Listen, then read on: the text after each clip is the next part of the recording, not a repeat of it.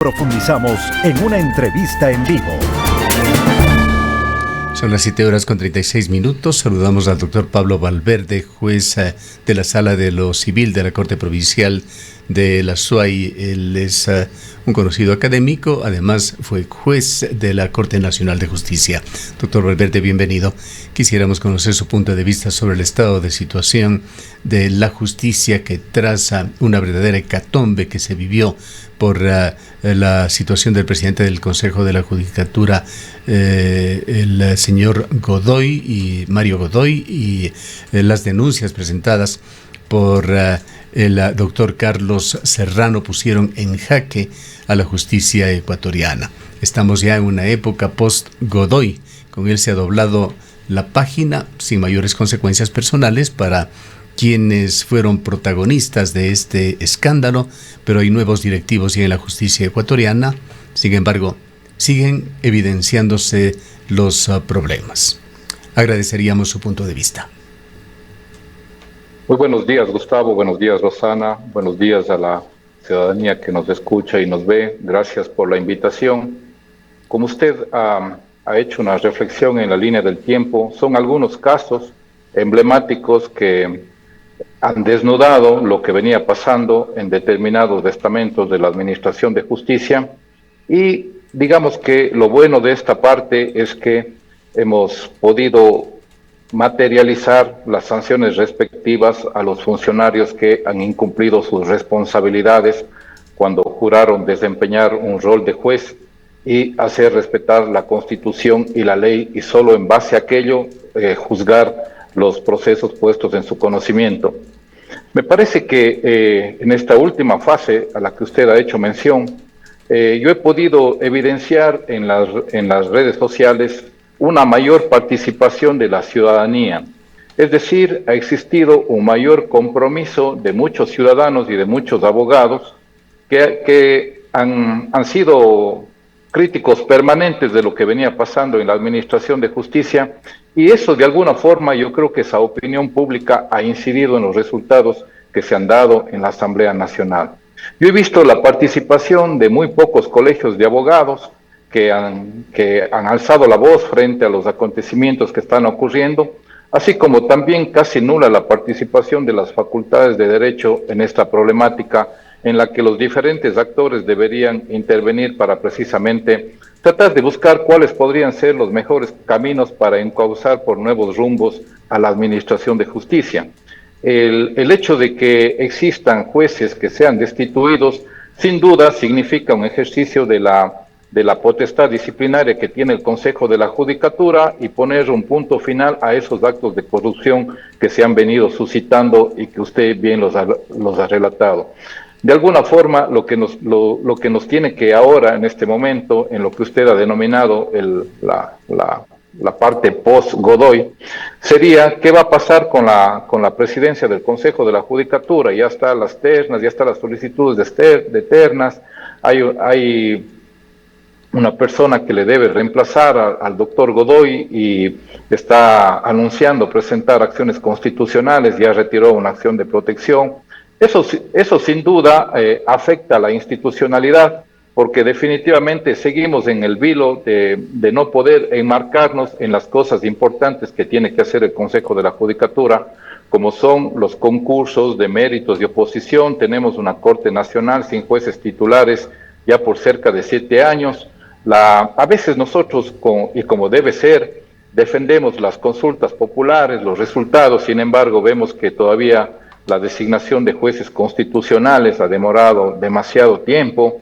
La ciudadanía votó favorablemente para tener jueces constitucionales especializados, independiente de la visión que podamos tener al respecto, pero ese fue el resultado final de la voluntad popular, y sin embargo nada de eso se materializa. Es decir, el Consejo de la Judicatura no emprende acciones fuertes para efectivamente lograr solucionar eso, porque a mí lo que me parece, desde mi punto de vista de juez y en el ejercicio de este cargo ya por muchos años, es que frente, por ejemplo, a las nuevas leyes que se están dictando, que tienen el carácter de económicas urgentes, sin duda se van a presentar nuevas acciones constitucionales.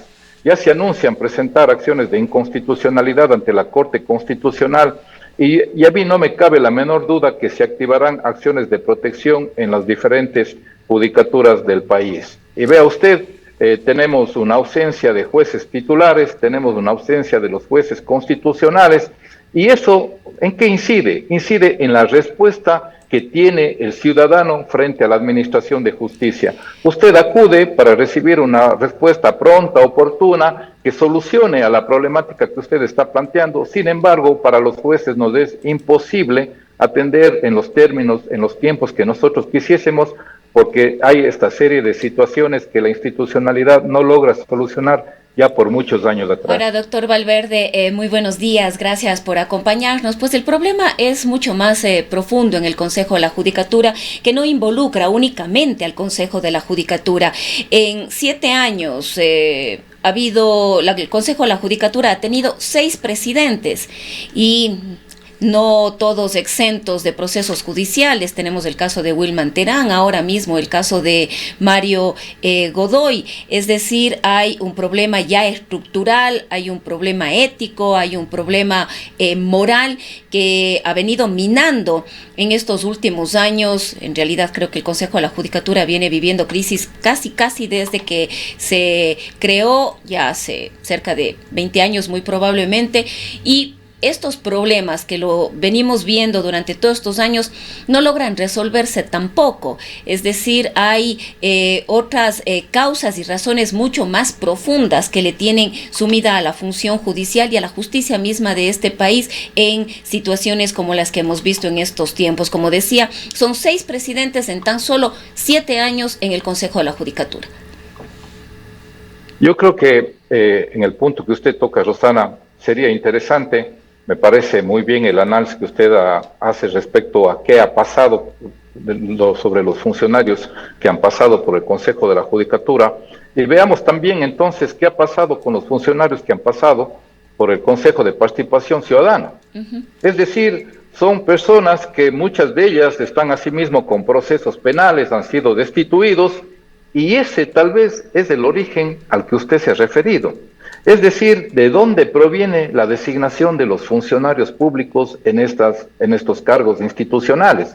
Y obviamente, si el origen está podrido, indudablemente eso también ha repercutido en los funcionarios que ellos luego han sabido designar.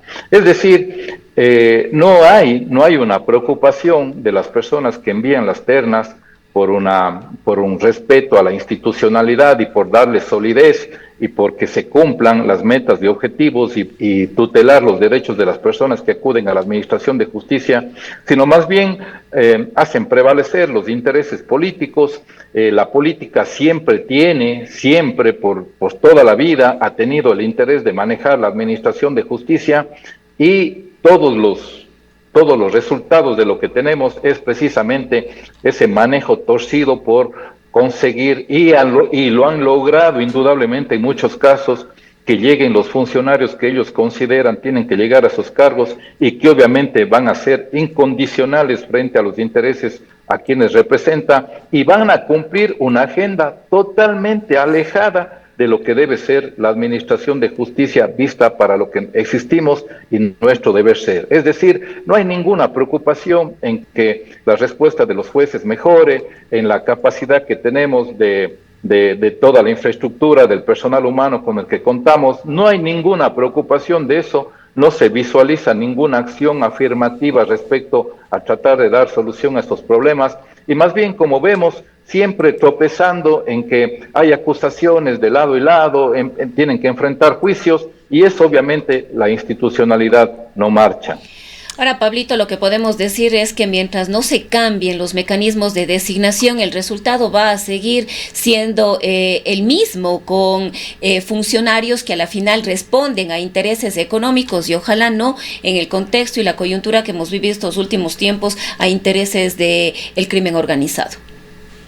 Efectivamente, vea usted, si es que nosotros un poco retrocedemos en el tiempo, al Consejo de la Judicatura les podríamos decir y podríamos hacer un inventario de su accionar. pero no había lo que hemos vivido en los últimos 10 años. Es decir, tal vez había situaciones de manejo político, repito, que siempre ha existido, pero también había una preocupación por avanzar en la institucionalidad y en la marcha buena de la institución. Eso ahora prácticamente no hemos visto, hay una omisión flagrante de que la institución marche por el derrotero de cumplir su rol conforme la ciudadanía lo exige, y eso indudablemente mina la credibilidad de la ciudadanía frente a la administración de justicia.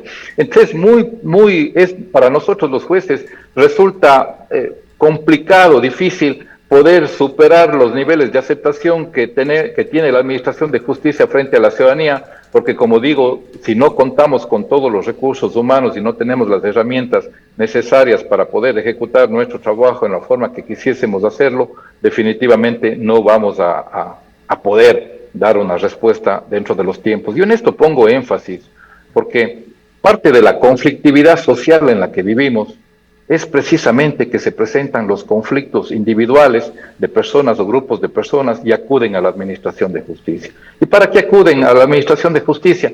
Para que los derechos que sostienen han sido violentados tengan una tutela y se aplique el derecho y se aplique la Constitución y la ley. Sin embargo, si los jueces no podemos dar esa respuesta oportuna, la gente tiene, como dice el refrán popular, justicia que tarda ya no es justicia, y definitivamente no encuentra lo que debería darle el derecho a la seguridad jurídica de encontrar esa respuesta oportuna. Entonces, ¿por qué? Ahí podríamos encontrar un enlace. ¿Por qué no se preocupan quienes están en los órganos directivos de mejorar esta situación? ¿Acaso quieren seguir minando la credibilidad de la administración de justicia para llegar a situaciones extremas como, por ejemplo, decir se van todos y indudablemente podemos nosotros designar jueces? Indudablemente ese podría ser un escenario. Ahora, doctor Valverde, usted siempre que hablamos de estos temas de corrupción de la justicia y con sobradas razones señala de que no todos los jueces ecuatorianos caen en estos vicios, que hay jueces que cumplen con su labor, más allá de la compleja y difícil situación que tienen que enfrentar, que intentan de la mejor forma tratar de cumplir con esas expectativas de independencia de los jueces por parte de la ciudadanía. Y los jueces tienen esa dificilísima labor de aplicar el derecho a cada caso concreto, venciendo las enormes dificultades que existen en Ecuador. Recientemente ha escrito usted un artículo en la revista Avance, el juez independiente ante la tendencia de las mayorías, en las cuales usted habla también sobre esas enormes presiones, no solamente de instituciones como el Consejo de la Judicatura, sino de la opinión pública, de las redes sociales, etcétera, sobre los jueces. La pregunta que quisiera hacerle, ¿cuáles son los mecanismos de blindaje ético, técnico, que pueden tener los jueces, aquellos que quieren hacer las cosas para asegurar que su razonamiento no se vea contaminado por el entorno político o por las expectativas de las mayorías expresadas en las redes sociales, muchas veces sin mayor conocimiento, garantizando que la sentencia sea en efecto una tutela de derechos, no una concesión a cualquier tipo de presión, incluyendo en esto la presión social? Gracias por la mención al artículo que recién se publicó. Efectivamente, mi preocupación siempre ha sido el tema del juicio paralelo. Es decir, en las redes sociales, la gente que quiere también desprestigiar a la administración de justicia, y esto también se aprovechan algunos abogados, que les encanta llevar los procesos que ellos patrocinan a las redes sociales para tratar de hacer opinión pública y de alguna forma sensibilizar a la población ante temas que pueden ser efectivamente complicados. Yo creo que el juez tiene su principal arma, que es la convicción de el momento que llegó a ser juez, de demostrar que efectivamente a él lo que le interesa es juzgar los hechos en base a la prueba que han practicado en los procesos y aplicar a esos hechos la Constitución y la ley. Ese es el rol que tenemos que cumplir nosotros los jueces. Efectivamente, esta situación de los juicios paralelos conllevan ustedes el hecho de que la gente no contrasta la información, la gente simplemente se adhiere a una determinada posición, coge y además cree que si está en determinado grupo tiene necesariamente que asumir esa posición, porque o de no le van a endilgar y le van a cuestionar e incluso le van a discriminar porque está asumiendo una posición diferente, no está tratando de ser objetivo frente a la posición que asume un grupo en determinado caso. Si usted ve en las redes, esto de alguna forma se multiplica, la gente comparte y lo que una mentira repetida 1000 veces la quieren hacer verdad. Los jueces, no, como dijo el doctor Jorge Zavallo, tenemos que ser contramayoritarios, es decir, cumplir nuestro rol como lo tenemos que hacer, y en eso indudablemente repercute los valores y lo que nosotros priorizamos en la vida.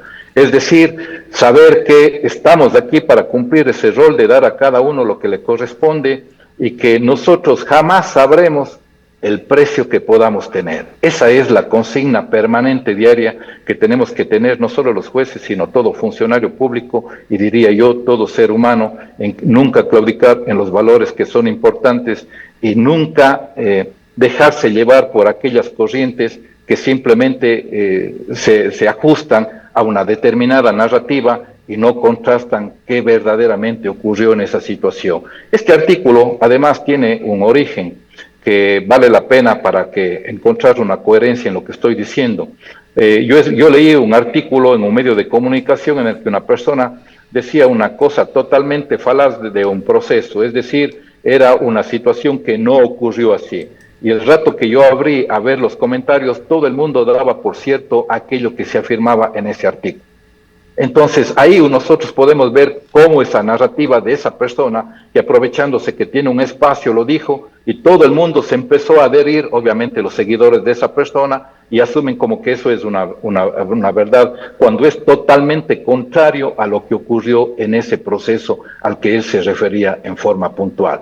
Nos hacen quedar mal a los jueces, nos hacen quedar mal a los funcionarios públicos que cumplimos nuestro rol, escudados en esta situación de aprovechar un espacio que tienen en una red social para difundir algo que desde su punto de vista y desde sus intereses personales y de grupo creen que lo tienen que hacer. ¿En qué medida sucede esto también a través de los medios de comunicación formales? Y este tema de la tiranía de la opinión, como usted señala en su artículo, ¿genera también autocensura judicial?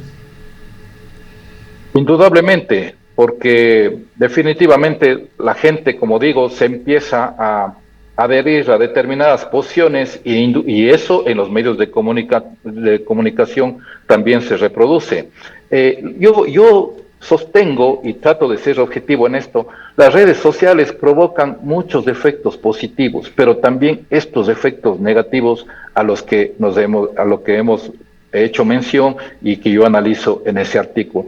Vea usted, por ejemplo, yo quiero rescatar una cosa también, porque no todo en la vida está mal y hay que rescatar las cosas buenas, porque también en Ecuador se hacen cosas buenas. Yo he empezado a ver en las redes sociales que muchos juristas penalistas de este país empiezan a hacer como una especie de campaña de decir no hay que participar en el concurso convocado para la Fiscalía General del Estado. ¿Por qué? Porque efectivamente ya consideran que es un concurso amañado y que de nada valdrá los méritos y el esfuerzo que usted haga en ese concurso para llegar a tan alto cargo. ¿Por qué? Nuevamente lo que hablamos con Rosana es el origen, de dónde proviene ese concurso y quién va a designar al fiscal general del Estado. Entonces nosotros preguntémonos, ¿le interesa a las esferas de poder tener un fiscal imparcial, competente, que efectivamente vaya a cumplir su rol en semejante cargo tan importante respecto a iniciar las acciones penales en los casos emblemáticos que todo el país le interesa?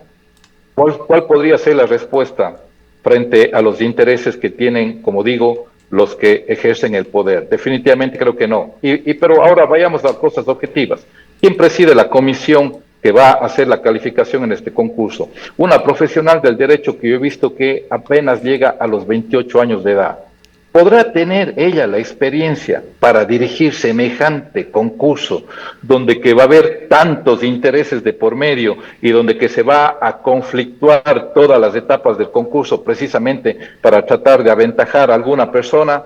¿Tendrá ella la experiencia para saber conocer el derecho penal, conocer a quienes, por ejemplo, podrían participar en calidad de expertos en ese concurso? Yo tengo 60 años de edad y 34 años en el ejercicio de la judicatura, y créame que si a mí me propondrían ese cargo, yo dudaría en hacerlo.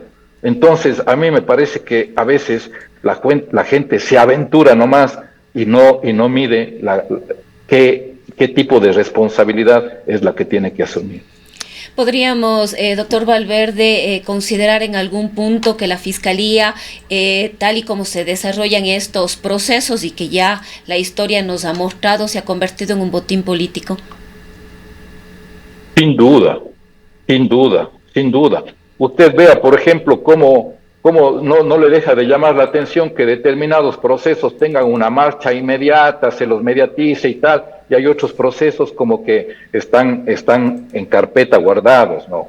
Me parece que no hay un tratamiento igualitario a las causas que se están denunciando. Entendemos también que en la Fiscalía hay la misma carencia de recursos humanos como lo hay en la judicatura, es decir, no cuentan con los fiscales suficientes y necesarios frente a toda la situación que vivimos de violencia en este país. Indudablemente el trabajo se debe haber aumentado considerablemente también en la Fiscalía, pero indudablemente el fiscal general tiene que demostrar en su accionar una ejecución de que no mide quién es el protagonista del proceso, sino simplemente lo que le debe interesar es que se aplique la ley y se ejecuten las pruebas conforme manda el ordenamiento jurídico. A mí me parece que siempre tenemos que hacernos la pregunta, ¿qué pasaría con un tercero imparcial que venga al Ecuador, observe, haga un examen de lo que está ocurriendo en la Fiscalía, y si efectivamente él podría llegar a concluir que todos los ciudadanos en este país somos iguales ante la ley y que a todos nos dan el mismo tratamiento?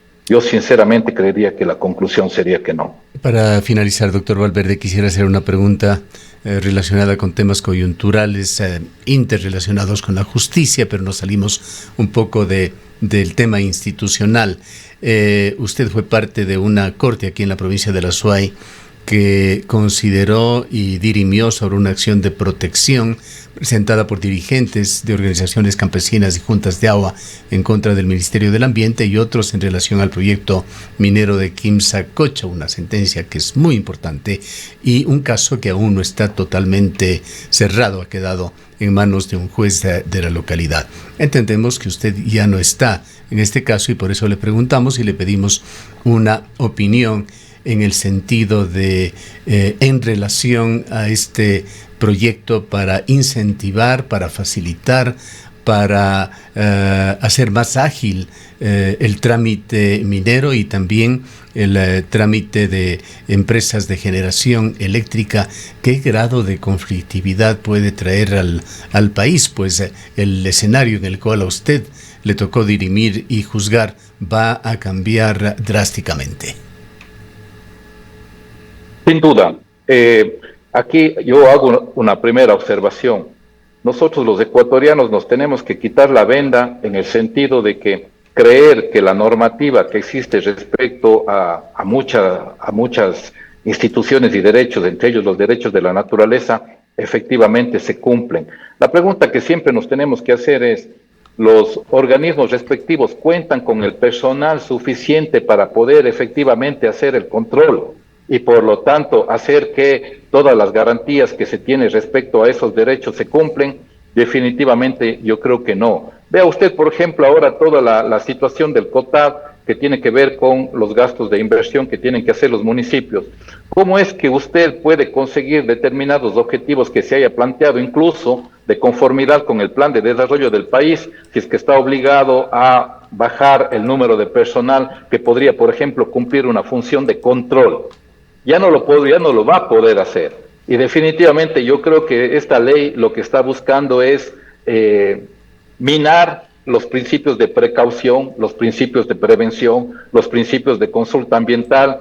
Está queriendo soslayar muchas instituciones que de alguna forma a través de acciones de protección se venían haciendo respetar, e indudablemente quieren facilitar el trabajo para el tema de dar las concesiones mineras y hacer en un trámite administrativo mucho más ágil. Nosotros podríamos entender como ecuatorianos, obviamente, que el Estado no tiene los recursos económicos suficientes y que hay determinadas necesidades y por eso se ven abocados a enviar estos proyectos de ley. El tema es que a mí me parece que no se debe, a pretexto de agilidad y recursos económicos, sacrificar lo importante. Es decir, respetar los derechos de la naturaleza, las zonas de protección y elementos vitales como el agua, que precisamente son de forma trascendente los que aseguran el derecho al buen vivir de todos los ecuatorianos. Preguntémonos, hemos vivido tiempos de sequía, hemos enfrentado situaciones donde no hay agua. ¿Cómo viviríamos los ecuatorianos? ¿Nos interesaría tener un gramo de oro o toda el agua del mundo en buenas condiciones? Bien, queremos agradecerle mucho por su presencia. Muchísimas gracias y para todos un buen día. Ha escuchado al doctor Pablo Valverde, juez de la Sala de lo Civil de la Corte Provincial de la SUAY.